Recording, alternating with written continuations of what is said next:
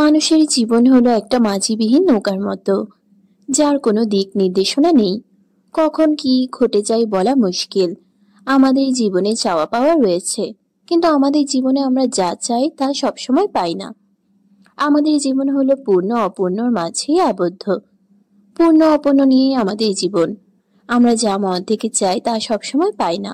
তবুও আমরা সেই না পাওয়া জিনিস তবুও আমরা সেই না পাওয়া জিনিসগুলো নিয়ে মনের গহীনে লুকায়িত রঙিন স্বপ্ন বুনি। আবার মাঝে মাঝে আমাদের জীবনে এমন সব ঘটনা ঘটে, আমাদের দুর্ধর্ষ ও হৃদয় বিদায়ক করে তোলে। ঈশার ছোট দেহটা যখন ছিটকে পড়ে যায় চারদিকে, যেন রক্ত ছড়িয়ে ছিটিয়ে পড়ে। মুখ দিয়ে রক্ত ছিটকে পড়ে, সবকিছু যেন অন্ধকারে ঝাপসা হয়ে যায়। নাক থেকে এক লম্বা নিঃশ্বাস নেয়, সেখান থেকে ধুলো উড়ে যায়। মাথা থেকে তরল রক্ত গড়িয়ে মাটিতে রক্তের স্রোত বয়ে যায়। ঈশা সামনের দিকে তাকায়, চারদিকে যেন সময় থমকে গিয়েছে। আস্তে আস্তে তার আঁখি জোড়া বুঝে যায় অ্যাক্সিডেন্ট হয়েছে। চারদিকে কোলাহলপূর্ণ মানুষের ছোটাছুটি, ভিড় জমেছে চারদিকে। রুবায়েত এখনো যেন নির্বাক নিস্তব্ধ হয়ে আছে। কি থেকে কি হয়ে গেল তার মাথায় বোধগম্য হলো না যেন। এখনো সে একইভাবে তাকিয়ে আছে, সে যেন চোখের পলক ফেলতে ভুলে গেছে। আশেপাশে মানুষের সমাগম জমেছে, রুবায়েতের যেন ধ্যান নেই। হঠাৎ করে রুবায়েতের হুঁশ ফিরে, সামনে তাকিয়ে দেখে অনেক মানুষের ভিড় জমেছে। ঈশা ঈশা বলেই সে দৌড়ে আসে, রাস্তার কোনো কিছুর সাথে বেজে পড়ে যায়। পুরো শরীর ধুলো মাখা হয়ে গেছে। ভিড় টেলে দেখতে পাই ঈশার নিথর দেহর খানা রক্তে রঞ্জিত হয়ে গেছে। একটু দূরেই ঈশার ফাইলটা পড়ে আছে। রুবায়েত উম্মাদের মতো ছুটে গিয়ে ঈশাকে জড়িয়ে নিজের দিকে করে ডাকতে থাকে, ঈশা ঈশা, এই ঈশা, তাকা আমার দিকে। এই ঈশা তাকা, তুই না আমার সাথে রাগ করেছিস? উঠ ঈশা উঠ বলছি, শুনবি না আমার কথা? চোখ খোল, এই চোখ খোল বলছি। চিৎকার দিয়ে আহাজারি করতে থাকে। এই ঈশা, এই দেখ ঈশা, এই ঈশা দেখ, আমি তোর কাছে, দেখ দেখ, উঠ বলছি, তাকা আমার দিকে, এই তাকা আমার দিকে। তুই না আমায় ভালোবাসিস, আমি সেটা জানি না কাট, আমি সেটা জানি তো। বেইমানি করবি আমার সাথে? হ্যাঁ, বেইমানি করবি তুই। উঠ বলছি, এখন উঠ। তুই আমার সাথে বেইমানি করতে পারিস না ঈশা। এই ঈশা, শুনছিস আমার কথা? আমায় ছেড়ে যাস না ঈশা, আমি মরে যাব, বাঁচবো না আমি ঈশা। রুবায়েত ঈশার গালে হালকা করে থাপ্পড় দিয়ে বলে, বেইমানের বাচ্চা, উঠবি না তুই? হ্যাঁ, উঠবি না? আমার কথা শুনবি না? খুব বার বেড়েছিস তোর, তাই না? তুই যেদিন না উঠিস, আমি রুবায়েতের সব ধ্বংস করে দিব। এই উঠ না। রুবায়েতের দু চোখে পানি গড়িয়ে পড়ছে। সে ঈশার মাথাটা নিজের বুকে চেপে ধরে বলে, শুনছিস তুই আমার বুকটা কেমন করছে? হ্যাঁ শুনছিস? উঠ না ঈশা, আমার জ্বলাস না আর। হে ঈশা তাকা, একবার আমার দিকে দেখ, রুবায়েতের তোর জন্য কাঁদছে। দেখ দেখ, আমি ছেলে হয়ে কাঁদছি মানুষের সামনে। ছেলেরা নাকি কান্দে না, আমি কাঁদছি। রুবায়েত ঈশার মাথাটা নিজের হাঁটুতে রাখে। রুবায়েতের গায়ের শার্টটা রক্তে ভিজে লাল রঙা হয়ে গেছে। রুবায়েত দুহাত মেলে দেখে দুহাত লাল হয়ে গেছে। ঈশার মাথা থেকে রক্ত ছুঁয়ে ছুঁয়ে পড়ছে। রুবায়েত তা দেখে বলল, র র রক্ত? এত রক্ত? কার কার রক্ত? আমার লিটল গালের রক্ত। হ্যাঁ, এত রক্ত? এই হাত দিয়ে টাকা আঘাত করছি আমি, তাই না? এই হাতেই আমি আমার লিটল গার্লকে আঘাত করেছি। আমি এই হাত রাখবো না। তবুও তুই চোখ মেলে তাকা আমার দিকে, তোর ওই অভিমানী চোখে তাকা। হে ঈশা দেখ, আমার কলিজা ছিঁড়ে যাচ্ছে। রুবায়েতের পাগলামি দেখে রাস্তার দাঁড়ানো মানুষগুলোর চোখেও পানি এঁকে যায়। একটা মানুষ ঠিক কতটা ভালোবাসলে এমন পাগলামি করে? রুবায়েতের পাগলামি দেখে কয়েকজন যুবক বলল, যে যুগে ছেড়ে যাওয়া নিত্যদিনের ঘটনা, সে যুগে এমন পাগল প্রেমিক খুব কম দেখা যায়। রুবায়েত ঈশার মুখের উপর তার কান দিয়ে শুনে আস্তে আস্তে নিঃশ্বাস নিচ্ছে। হঠাৎ রুবায়েত ঈশাকে 5 কোলে তুলে নিয়ে গাড়ির দিকে যায়। গাড়ির পিছনে সিটে ঈশাকে শুয়ে দিয়ে সে ড্রাইভিং সিটে বসে। তার শরীরটা কেমন যেন কাঁপছে। সে একবার পিছনে তাকায়, তারপর বলল, তুই যদি আমার সাথে বেইমানি করে আমায় ছেড়ে যাস ঈশা, কসম তোর সাথে আমার লাশ দাফন হবে। তুই বিহীন এই রুবায়েতের অস্তিত্ব নেই এই দুনিয়াতে। তারপর রুবায়েত ড্রাইভিং এ মন দেয়। দিক দিশা হারিয়ে পাগলের মতো ফুল স্পিডে গাড়ি চালায় সে নিজের মধ্যে নেই যেন, জ্ঞান শূন্য হয়ে পড়েছে সে। ঢাকা সিটি হসপিটাল গাড়ি পার্ক করে ঈশাকে কোলে তুলে নিয়ে ভিতরে দৌড়ে যায়। ডক্টর নার্সকে ডাকতে থাকে সে। দুজন নার্স এসে দেখে ঈশার অবস্থা। তারা দ্রুত স্ট্রেচারে শুয়ে দেয়। ঈশার মুখটা কেমন রক্ত শূন্য ফ্যাকাশে হয়ে গিয়েছে।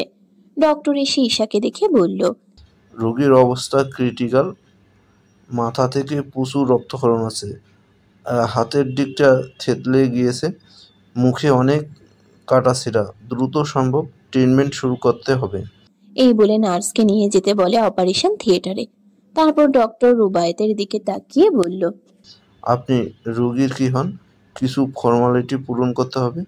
রুবায়েত যে বাক শূন্য হয়ে গিয়েছে, তবুও অস্পষ্ট স্বরে বলল, আমার লিটল গার্ল।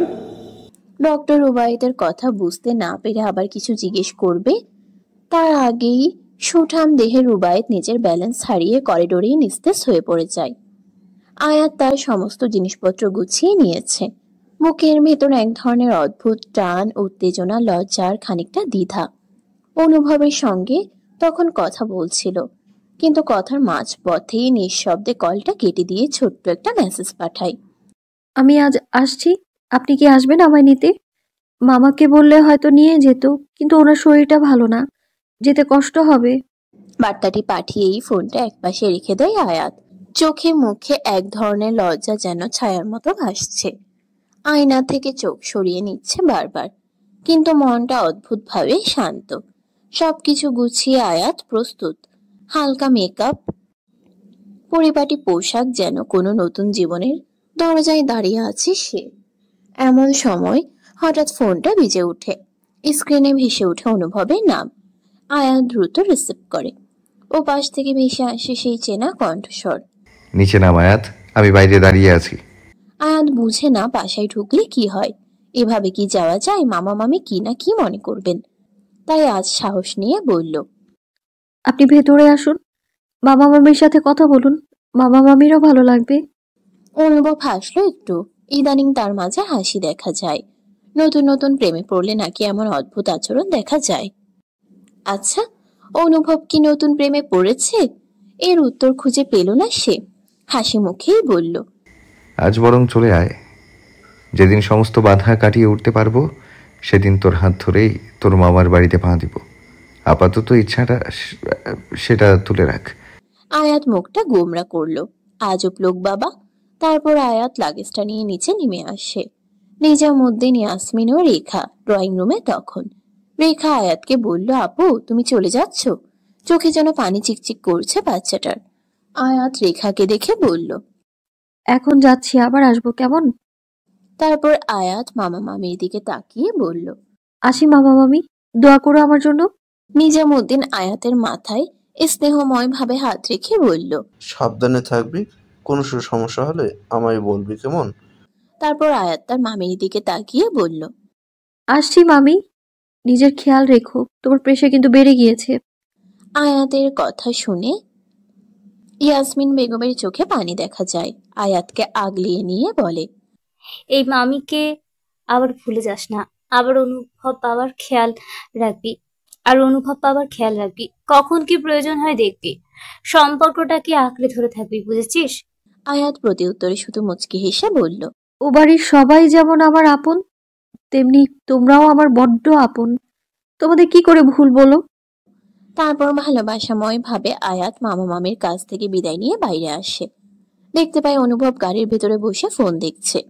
আয়াত একটু এগিয়ে আসতেই অনুভবের চোখ যায় আয়াতের দিকে। আয়াত গাড়ির কাছাকাছি আসতেই অনুভব অস্পষ্টভাবে বলল, মাশাআল্লাহ।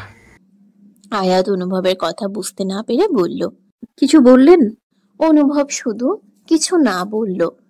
তারপর গাড়ি থেকে বের হয়ে আয়াতের হাতের লাগেজটা হাতে নিয়ে গাড়ির পেছনে রাখলো। আয়াত গাড়িতে উঠে বসলেন। অনুভব ড্রাইভিং সিটে গিয়ে বসে পড়ে। সে একবার আয়াতকে এক পলক পরখ করে দেখলো, তারপর নিঃশব্দে ঝুঁকে যায় আয়াতের দিকে।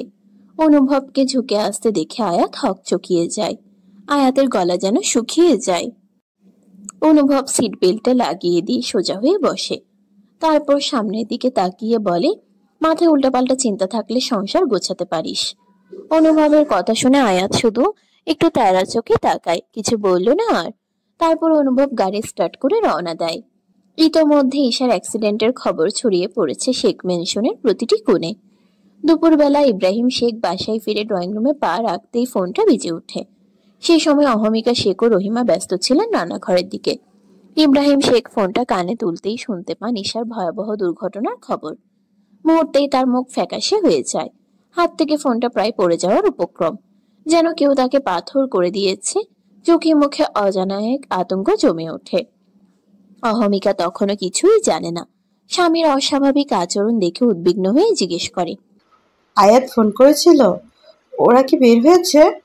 ইব্রাহিম শেখ স্তব্ধ। কি বলবেন তিনি নিজের স্ত্রীকে? কিভাবে জানাবেন মেয়ের এই দুঃসংবাদ? তবুও নিজেকে সামলে নিয়ে কাপা গলায় বললেন, ঈশার অ্যাক্সিডেন্ট হয়েছে, আমাদের এক্ষুনি যেতে হবে হাসপাতালে। এই কথাটা শুনে অহমিকা যেন এক মুহূর্তেই ভেঙে পড়ল। কান্নায় গলা ফাটিয়ে চিৎকার করে উঠল সে। বুক ফেটে কান্না আসে, শরীর কাঁপে উত্তেজনায়। রহিমা ছুটে আসে, দুই হাতে জড়িয়ে ধরে অহমিকাকে সামলানোর চেষ্টা করে। তিনি বিলাপ করতে থাকেন, আমার মেয়ে, আমার সুস্থ মেয়েটা গেল সকালে। আমার মেয়েকে এনে দাও আল্লাহ, আমার মেয়েকে এনে দাও। ইব্রাহিম শেখ নিজেও কি করবেন বুঝতে পারছেন না। পুরুষ মানুষ নাকি শক্ত হয়, কিন্তু তিনি পারছেন না শক্ত থাকতে। বাবার মন তো, বাবারা সহজে প্রকাশ করে না নিজেকে। তিনি অহমিকা শেখকে নিয়ে হসপিটালের উদ্দেশ্যে বেরিয়ে পড়ে। এদিকে অনুভব আর আয়াত প্রায় পৌঁছে গিয়েছে শহরের গেট পেরিয়ে। গ্রামের কাঁচা রাস্তা ফেলে পাকা শহুরে সড়কে গতি পেয়েছে তাদের গাড়ি। হঠাৎ অনুভবের ফোন বেজে ওঠে। সে প্রথমে ধরেনি, ড্রাইভ করছিল, মনোযোগটা ছিল সামনে। আয়াত খেয়াল করলো ফোনটা একটানা বেজেই যাচ্ছে। একটু চিন্তিত গলায় বলল, ফোনটা ধরুন, জরুরি কিছু হতে পারে। অনুভব এক ঝলক তাকালো আয়াতের দিকে। তার চোখে উদ্বেগ। গাড়িটা ধীরে পাশে দাঁড় করিয়ে ফোনটা রিসিভ করলো। ফোনের ওপাশ থেকে ভেসে এলো একটা অশুভ খবর। ঈশার দুর্ঘটনা হয়েছে। খবরটা শোনার সঙ্গে সঙ্গে এক মুহূর্তও দেরি করলো না অনুভব। গাড়ি ঘুরিয়ে দিল সোজা হাসপাতালের দিকে। আয়াত অবাক হয়ে বলল, এটা তো বাড়ির রাস্তা না, কোথায় যাচ্ছি আমরা? অনুভব সামনের দিকে তাকিয়ে বলল, হসপিটালে যাচ্ছি। এই কথা শুনে আয়াতের বুকের ভেতরটা যেন হঠাৎ হিম হয়ে গেল। হসপিটালে কেন? কারো কিছু হয়েছে? মনের মধ্যে হাজারো প্রশ্নের ঝড় উঠে গেল। বড়াম্মু, বড়াব্বু ঠিক আছেন? হসপিটালে কেন হঠাৎ? অনুভব একটু থেমে গাড়ি চালাতে চালাতে বলল, আব্বু আম্মু ঠিক আছে, কিন্তু ঈশা ঠিক নেই, ওর অ্যাক্সিডেন্ট হয়েছে। আয়াতের শরীরটা যেন এক মুহূর্তে অবশ হয়ে গেল। ঈশার অ্যাক্সিডেন্ট? কোথায়, কেমন আছে? কণ্ঠে আতঙ্ক, চোখে অশ্রু। অনুভব গাড়ি চালাতে চালাতে বলল, হসপিটালে নিয়ে যাওয়া হয়েছে, এখনো কিছু জানি না। আয়াতের চোখে মুখে যেন অন্ধকার নেমে এলো। মনে মনে প্রার্থনা করতে করতে গাড়ি ছুটে চলল হসপিটালের দিকে। ঢাকা সিটি হসপিটালের করিডোরে বিষাদের ছায়া। সিটি হসপিটালের জরুরি বিভাগের এক হৃদয় বিদারক পরিবেশ। ইব্রাহিম শেখ, অহমিকা শেখ, আয়েশা বেগম, তিথি, রুহানি সবাই ছুটে এসেছেন। ইহাম শেখও এসে গেছেন দ্রুত। কিন্তু যে খবর তারা শুনেছেন তা যেন সহ্য করা দায়। অহমিকা শেখ মেয়ের অবস্থা দেখে পাগল প্রায়। বারবার জ্ঞান হারাচ্ছেন তিনি। ঈশাকে নেওয়া হয়েছে অপারেশন থিয়েটারে। রুবায়েত এখনো অচেতন, তার জ্ঞান ফেরেনি। ইব্রাহিম শেখ ঈশার অবস্থা জানতে চাইলে ডক্টর জানে মাথায় গুরুতর আঘাত ও অতিরিক্ত রক্তক্ষরণ হয়েছে। ইব্রাহিম শেখ সব শুনে স্তব্ধ, মুখে কোনো কথা নেই, চোখে গভীর শোকের ছাপ। আয়েশা বেগম ছেলের অবস্থার কথা শুনে মুখ চেপে কান্নায় ভেঙে পড়েন। কি থেকে কি হয়ে গেল কারো কিছু বোঝার উপায় নেই। চারপাশে এক অদ্ভুত নিস্তব্ধতা। শেখ পরিবার একরকম পাথর হয়ে গেছে বিষাদের ভারে। এমন সময় হন্তদন্ত হয়ে হসপিটালে এসে পৌঁছায় আয়াত ও অনুভব। সামনে ভিড় দেখে দৌড়ে গিয়ে আসে আয়াত। চোখ ছলছল করছে তার। অহমিকা শেখকে দেখে চোখে জল নিয়ে জড়িয়ে ধরে সে। আমার ঈশার কি হলো আয়াত? দেখ না ডাক্তার কি বলছে। অহমিকা শেখের কথা শুনে আয়াত ফুপিয়ে ওঠে। অনুভব ছুটে আসে মায়ের দিকে। মায়ের কান্না দেখে নিজেও চোখের জল ধরে রাখতে পারে না। এমন সময় রুবায়েতের জ্ঞান ফিরে। চারদিকে তাকিয়ে সে নিজেকে একটি হাসপাতালের বেডে আবিষ্কার করে। ধীরে ধীরে তার স্মৃতিগুলো ফিরে আসতে থাকে। সব মনে পড়ে যায় ঈশার রক্ত, চিৎকার, সে বিভীষিকাময় মুহূর্ত। তার শরীরে এখনো ঈশার রক্তে ভেজা শার্টটি জড়ানো। সেই ছোঁয়া যেন এখনো বুকের গভীরে চেপে বসে আছে। বেড থেকে ধীরে ধীরে উঠে দাঁড়ায় রুবায়েত। কাপা কাপা পায়ে হাসপাতালের কেবিনের বাইরে পা রাখতেই পরিচিত মুখগুলো দেখতে পায়। আতঙ্ক, উদ্বেগ আর আশার মিশেলে তারা তাকিয়ে আছে তার দিকে। আয়েশা বেগম দ্রুত ছুটে আসেন ছেলের দিকে। এগিয়ে এসে মমতায় ভরা হাতে রুবায়েতের মাথায় হাত বুলিয়ে দেন। কাপা কণ্ঠে বলেন, বাবা তুই ঠিক আছিস? রুবায়েতের মুহূর্তেই রং পাল্টে যায়। সে ব্যাকুল কণ্ঠে বারবার ডাকতে থাকে, ঈশা, ঈশা। ছুটে যায় ইব্রাহিম শেখের কাছে। উন্মাদ চোখে তাকিয়ে বলে, ঈশা কই মামা? বলে ঈশা কই? তারপর অহমিকা শেখের দিকে তাকিয়ে ছুটে যায়, গলা কাঁপতে থাকে। মামি, ঈশা কই? রুহানি তখন ওটির দিকে ইশারা করে। রুবায়েত দৌড়ে যায় দরজার সামনে। দু হাতে দরজা ধাক্কায় বারবার। আমাকে যেতে দাও, আমার ঈশার কাছে যেতে দাও। ওর রক্ত আমার সাথে, আমার লিটল গার্ল, ওর অনেক রক্ত চড়ছে। খোলো, খোলো দরজা, আমি যেতে চাই ওর কাছে। অনুভব আর রুহানি এগিয়ে আসে। রুহানি ওর ভাইকে আঁকড়ে ধরে বলে, ভাই পাগলামি করিস না, আপু ট্রিটমেন্ট চলছে, তো একটু ধৈর্য ধর। কিন্তু রুবায়েত যেন নিজের ভিতরে নেই। চোখে আগুন, কণ্ঠে কান্না আর রাগ মিলেমিশে চিৎকার করে ওঠে, ছাড়ো আমায়, ঈশা কষ্ট পাচ্ছে, আমায় যেতে দাও। অনুভব, খোলো দরজা, আমি যাব আমার লিটল গার্লের কাছে। রুবায়েতের এমন পাগলামিতে যেন সবাই অনেক অবাক হয়ে যায়, বিশেষ করে তিথি মেয়েটা। রুবায়েত ভাই তার মামাতো বোনের জন্য এত পাগলামি করছে কেন? মামাতো বোন বলে কি কেউ এমন করে নাকি অন্য কিছু? তিথির মনের ভিতর কেমন উথাল পাথাল শুরু করে দেয়। ঘড়ির কাঁটা দুপুর পেরিয়ে বিকেলে এসে থেমেছে। 3 ঘন্টা কেটে গেছে এই ঘটনার পর। ঈশাকে আইসিইউতে রাখা হয়েছে। তার পুরো মাথা ব্যান্ডেজে মোড়ানো, মুখে লাগানো রয়েছে অক্সিজেন মাস্ক। 2 হাত জুড়ে জায়গায় জায়গায় ওয়ান টাইম ব্যান্ডেজের ছাপ। বাম হাতে স্যালাইনে সুচালো সুই ঢুকানো। অপারেশন থিয়েটার থেকে ডক্টর বের হতেই রুবায়েত দৌড়ে যায় তার দিকে। ব্যাকুল কণ্ঠে বলে ওঠে, ঈশা কেমন আছো ডক্টর? ও কি আছে? ও কি আমায় চোখ মেলে দেখবে? হ্যাঁ বলুন প্লিজ, বলুন, আমি যাব ওর কাছে, আমি দেখতে চাই ওকে, আমায় যেতে দিন। রুবায়েতের পিছনে সারি বেঁধে দাঁড়িয়ে আছে বাকিরা। মুখে ভয়, চোখে আশঙ্কার ছায়া। প্রত্যেকেই ডক্টরের মুখের দিকে তাকিয়ে আছে। কারো মুখে কোনো শব্দ নেই, শুধু এক গভীর নিস্তব্ধ প্রতীক্ষা। এই মুহূর্তে অনুভব এগিয়ে এসে রুবায়েতের কাঁধে হাত রাখে। শান্ত কণ্ঠে বলে, শান্ত হ রুবায়েত, আগে ডক্টরের কথা তো শুনতে দে। রুবায়েত দাঁড়ায়। তার চোখে কেবল একটাই প্রশ্ন, ঈশা? রুবায়েত ডক্টরের দিকে তাকায়। চারপাশটা নিস্তব্ধ, শুধু বুকের ভিতর ধুকপুক করছে সবার। ডাক্তার মুখ থেকে মাস্কটা সরিয়ে সবাইকে উদ্দেশ্য করে বললেন, রোগীর অবস্থা এখনই নিশ্চিতভাবে কিছু বলা যাচ্ছে না। এটা অন্তত জটিল এবং সংকটাপন্ন বিষয়। মাথার গুরুত্বপূর্ণ আঘাত এবং ব্যাপক রক্তক্ষরণ হয়েছে। আগামী 72 ঘন্টার মধ্যে সবচেয়ে গুরুত্বপূর্ণ, জ্ঞান ফিরলে রোগীর অবস্থা বলতে পারবো। যদি জ্ঞান না ফিরে তবে কোমায় যাওয়ার সম্ভাবনা রয়েছে। আমরা আমাদের সর্বোচ্চ চেষ্টা করছি, বাকিটা এখন আল্লাহর ইচ্ছা। আয়াত রুহানি দ্রুত এগিয়ে আসে। কাঁদতে থাকা অহমিকাকে শক্ত করে ধরে চেয়ারে বসিয়ে দেয়। চোখে জল, কিন্তু মুখে ভরসার ছায়া, যেন সে নিজেই নিজের চোখে বিশ্বাস রাখতে চাইছে। আয়াত অহমিকা শেখকে ধরে বলল, তুমি এত ভেঙে পড়ো না বড় আম্মু, ঈশা ঠিক হয়ে যাবে ইনশাআল্লাহ। অহমিকা শেখ তবুও যেন কিছুতেই মানতে চায় না। ডক্টরের কথায় যেন হঠাৎই ক্ষেপে ওঠে রুবায়েত। চোখে জ্বলে ওঠা অদম্যের আগুন।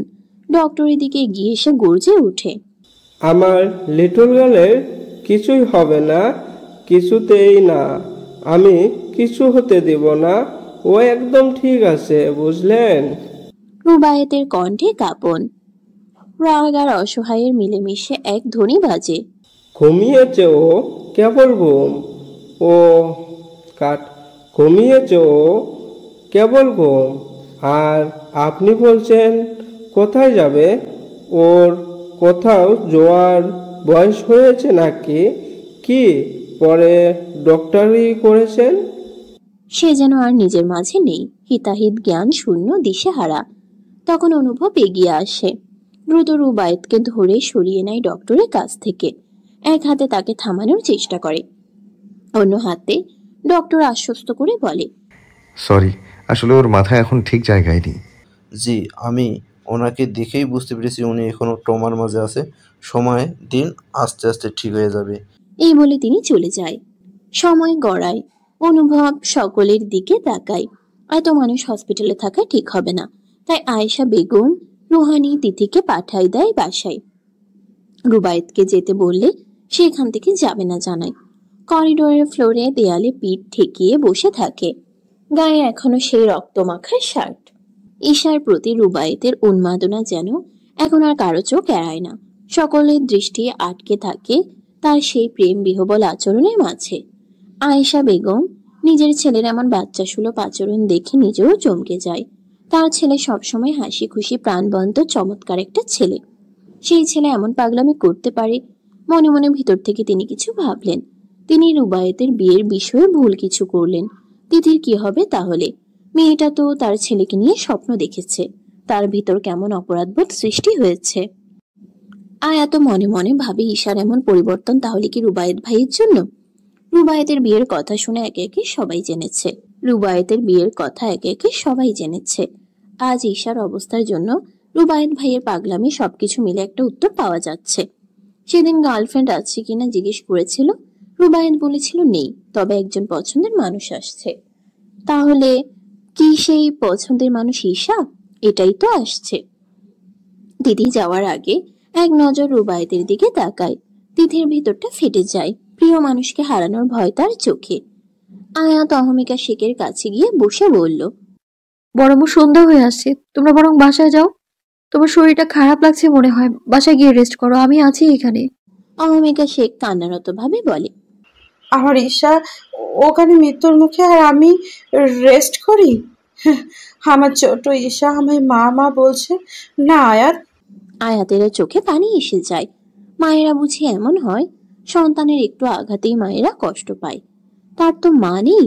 মায়ের আদর ভালোবাসা থেকে বঞ্চিত সে। সবার ভালোবাসা পেলেও মায়ের ভালোবাসা কেমন হয় সেটা কখনো পায়নি। আয়াত বলার মতো কিছু পেল না। কিন্তু অহমিকা শেখকে এভাবে কান্না করতে দেওয়াও যাবে না, উল্টো অসুস্থ হয়ে পড়বে। অনুভব এসে মায়ের কাছে বসে, আস্তে করে বলে, মা। অহমিকা শেখ ছেলের ডাকে মাথা তুলে তাকায়। অনুভব নরম স্বরে বলল, তুমি এভাবে কান্না করতে থাকলে তো অসুস্থ হয়ে যাবে, তখন বাবার অবস্থা কি হবে একবার ভাবো তো। অহমিকা শেখ ছেলের কথা শুনলেন। আসলে তো মেয়ের অবস্থার কথা শুনে তিনি নিজেকে সামলাতে পারছে না। সেখানে ইব্রাহিম শেখ, তিনিও তো বাবা। পুরুষ মানুষ কাঁদে না, কাঁদলেও তা লুকিয়ে। চোখের জল যেন তার দুর্বলতার চিহ্ন।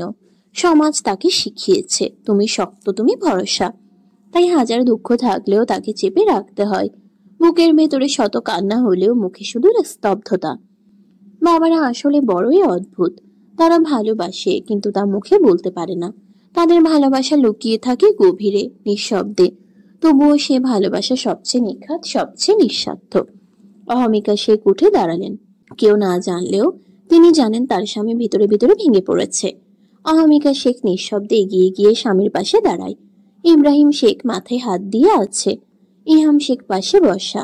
ইহাম শেখ ও আয়াত। তাদের বাবা মেয়ের মাঝে যেন দূরত্ব চলে এসেছে। হসপিটালে বাবাকে দেখে আয়াতের চোখে জল এসে যায়। কিন্তু গাঢ় অভিমান, অভিযোগের জন্য আয়াত আজ আর বাবার কাছে যায়নি। তাছাড়া সেরকম পরিস্থিতি এখানে নেই। অহমিকা শেখ ইব্রাহিম শেখের কাছে বসতেই তিনি চোখ তুলে তাকান। অহমিকা শেখকে কেমন জানি লাগছে। তিনি দেখে বললেন, ঠিক আছে তুমি অহমিকা। ব্যাস এতটুকু কথাই অহমিকা শেখ স্বামীকে ধরে খেতে দেয়। এক মায়ের আহাজারি যেন এই হসপিটালের করিডোরের দেয়ালে আশ্রে পড়ে। ইব্রাহিম শেখ কি বলবেন নিজেও বুঝতে পারছেন না।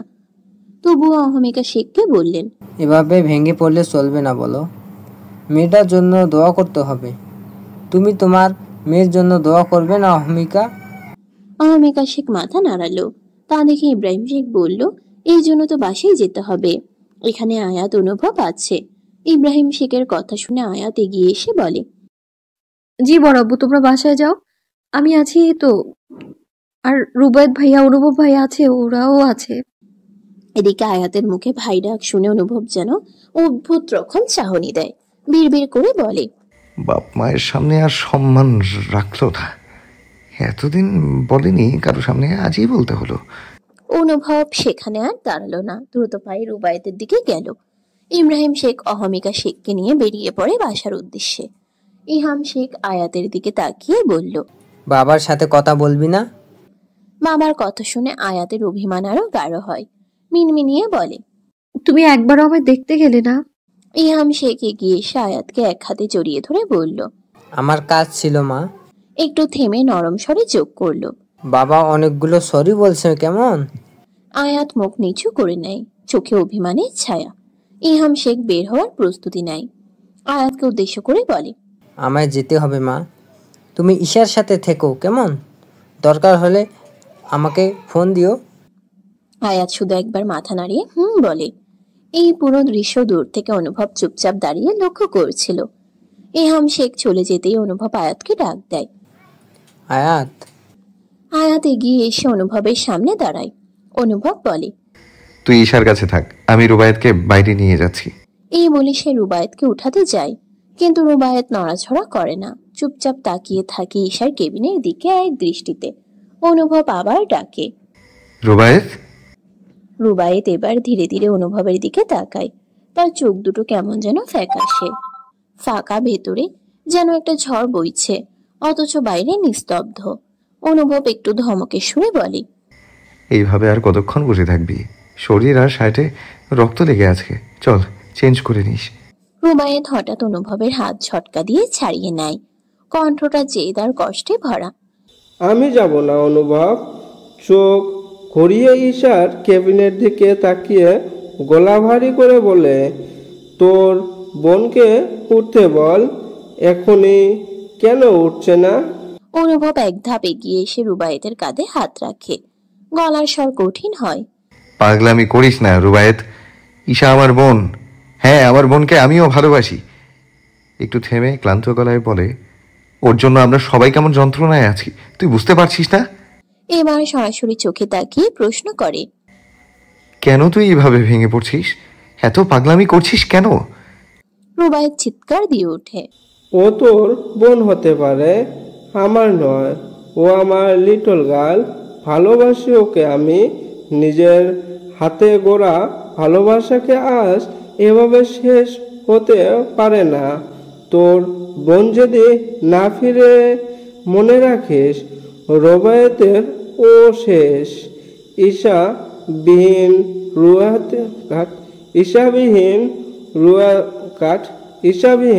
রুবায়েতের কোনো অস্তিত্ব নেই।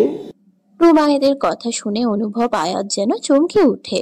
আয়াত প্রথমেই ভেবেছিল এমনটাই হবে, এই বিষয় নিয়ে ঈশার সাথে কথা বলতে চেয়েছিল, কিন্তু তার হলো কই। অনুভব রুবায়েতকে ঝাঁকি দিয়ে বলল, পাগল হয়েছিস তুই? ফুপি তোর বিয়ে ঠিক করেছে, আর আজ তুই এই কথা বলছিস? তোর ফুপি আমায় বলে বিয়ে ঠিক করেনি, তাই ওই ঠিক করা বিয়ে নিয়ে আমার কোনো মাথা ব্যথা নেই, বুঝেছিস তুই? এই বলে রুবায়েত উঠে দাঁড়ায়। সে কেবিনের ভিতরে ঢুকতে গেলে নার্স বাধা দেয়, কিন্তু রুবায়েত যেন মানে না। অনুভব নার্সকে বলল যেতে দেওয়ার জন্য। রুবায়েত ভিতরে গিয়ে ঈশার মাথার কাছে গিয়ে বসে। ঈশার একটা হাত আলতো করে ধরে স্লো ভাবে বলে, লিটল গার্ল, আমার কথা শুনতে পাচ্ছিস? এখনো উঠছিস না কেন তুই? দেখ আমার ভালো লাগছে না তোকে এভাবে দেখতে। তুই না জেনেই আমার উপর অভিমান করলি, আমার ভিতরটা দেখলি না তুই? হে ঈশা, আমার যে কষ্ট হচ্ছে তোর এই অবস্থার জন্য আমি দায়ী। হ্যাঁ, আমি দায়ী। আমি আমার লিটল গার্লকে হার্ট করেছি, আমি আঘাত করেছি। তোকে আঘাত করে আমিও ভালো নেই। উঠ না এবার।